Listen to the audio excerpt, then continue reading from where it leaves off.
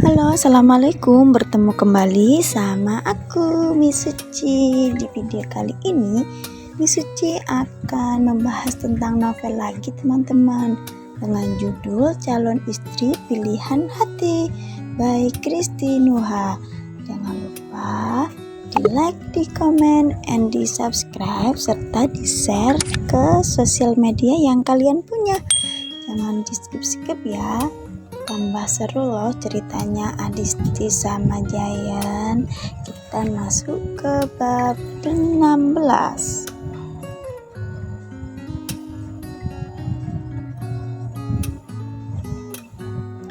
Bab 16, Another Date.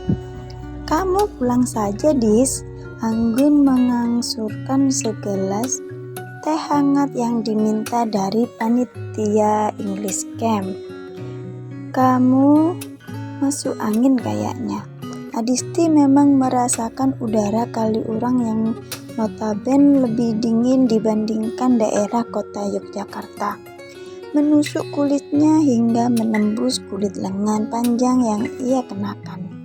Namun, Adisti tidak yakin udara dingin itulah yang membuatnya muntah-muntah. Aku numpang istirahat aja di kamar. Tunggu kamu selesai. Habis makan siang katanya ada acara seru. Sayang kalau nggak direkam. Bisa juga sih, nanti Mr. Jayan marah kalau dokumentasinya terlalu sedikit. Adisti menghampiri Ratna dan meminta izin agar diperbolehkan tidur di kamar gadis itu. Ratna lalu meninggalkan kelompoknya sebentar, setelah menunjuk satu peserta untuk menjadi pemimpin kelompok sementara, dan meminta mereka memainkan whispering game. Mau dikerokin, Mbak? Aku bawa balsem. Tawa Ratna penuh perhatian saat mengantar Adisti ke kamar. Gak usah, Miss, pinjam selimut aja. Ratna merangkul bahu Adisti sewaktu mereka berjalan menyusuri koridor berkeramik monokrom. Tanpa diduga, mereka bertemu Jayan yang sedang bercakap-cakap dengan pengurus penginapan. Ada apa, Miss? Tanya Jayan. Mbak Adisti sakit, Mister. Tadi muntah-muntah. Raut kecemasan seketika mewarnai wajah tampan Jayan. Benaknya memikirkan pertolongan pertama bagi orang yang mengalami muntah-muntah. Apa ya? Yang jelas bukan napas buatan. Adisti dengan cepat menampik. Cuma masuk angin, Pak. Kaliurang dingin. Dingin artinya Adisti butuh dihangatkan. Jayan dengan cepat melepas jaket dan menyampirkan di kedua bahu Adisti. Pakai dis, jangan sampai kamu terus-terusan kedinginan. Adisti salah tingkah. Di sebelahnya Ratna malah memalingkan wajah sebagai upaya menyembunyikan senyum. Pasti guru muda itu sedang menghubung-hubungkan sikap Jayan dengan gosip yang beredar. Makasih, Pak, ujar Adisti. Pada akhirnya memutuskan untuk menerima jaket Jayan. Toh ini hanya jaket, selain itu aroma parfum Jayan yang tertinggal di jaket itu entah bagaimana bisa menimbulkan rasa nyaman saat terhirup oleh Adisti. Sebaiknya kamu pulang saja, Dis, ayo aku antar. Tapi saya sudah janji untuk pulang bareng Anggun, Pak. Jayan menghela nafas.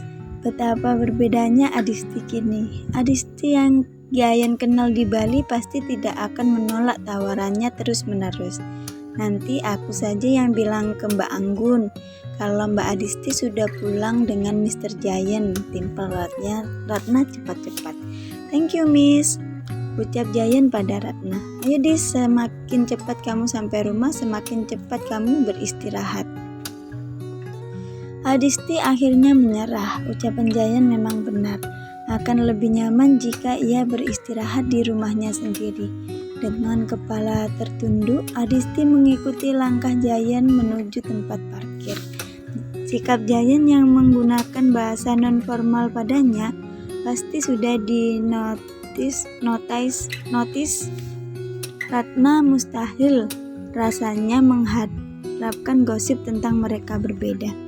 "Rumahmu di mana?" tanya Jayan begitu mereka ada di dalam Pajero putihnya. "Jalan Kusumanegara," jawab Adisti sambil mengatur posisi sandaran kursi agar sedikit rebahan ke belakang. Jayan mengangguk dan mulai melajukan mobil keluar dari area Villa Omah Jawi.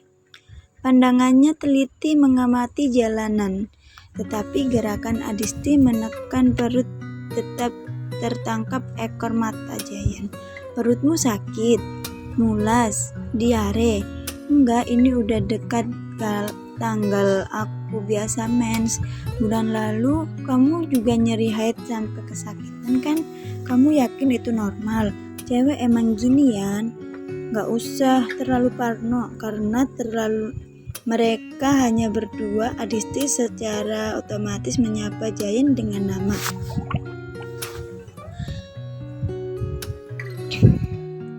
"Cewek memang beginian, gak usah terlalu parno."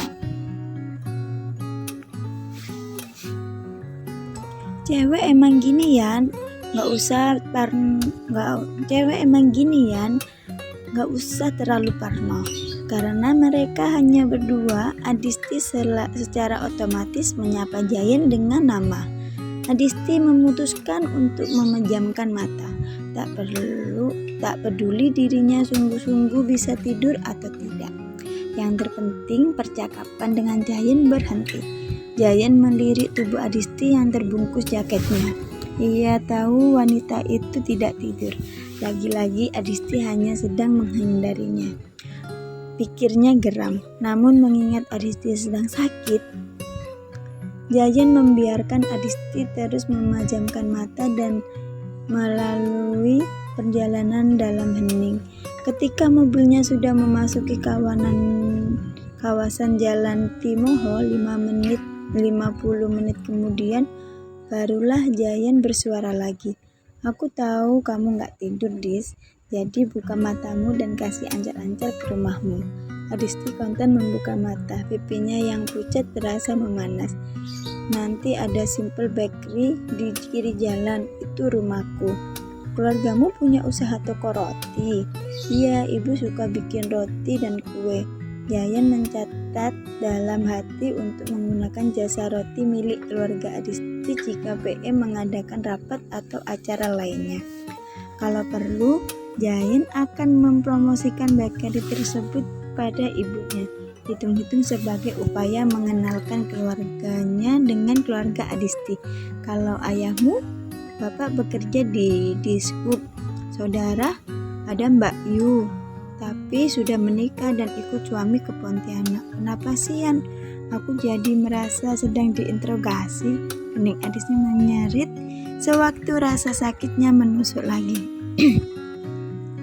"Sakit banget ya? Kamu gak mau cek ke dokter aja?" Kecemasan Jayan bertambah. Sepertinya Adisti bukan sekedar masuk angin. "Aku gak apa-apa. Ini masih wajar. Banyak cewek yang nyeri haidnya lebih parah lagi. Bahkan sampai ada yang pingsan. Aku gak punya saudara cewek. Tapi mamaku gak pernah kesakitan kalau datang bulan. Contoh kasusmu cuma mamaku doang. Dan kamu udah menarik simpulan bahwa sakitku gak normal." "Offended bitch banget," sindir Adisti ketus.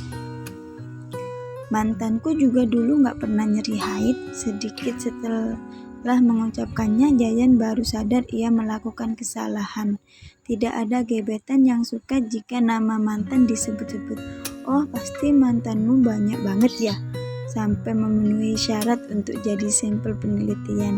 Populasinya apa, Pak? Cewek seluruh dunia?" "Aku salah ngomong, maaf, tapi for your information, mantanku cuma 2. Satu waktu SMP cinta monyet, yang kedua waktu kuliah putus karena dia main serong di belakangku." "Untuk apa menjelaskan itu ke aku? Buat bahan pertimbangan kamu," jawab santai. Nada suara Adisti yang meninggi malah membuatnya tersenyum. Adisti seperti sedang kesal karena cemburu. Pertimbangan apa? Mempertimbangkan aku sebagai calon pacar. Giant, aku sudah bilang kalau aku gak ingin menjalin hubungan ya. Aku masih ingat, tapi aku gak menawarkan hubungan main-main, Dis. Aku ingin hubungan yang serius. Targetku itu pernikahan ya.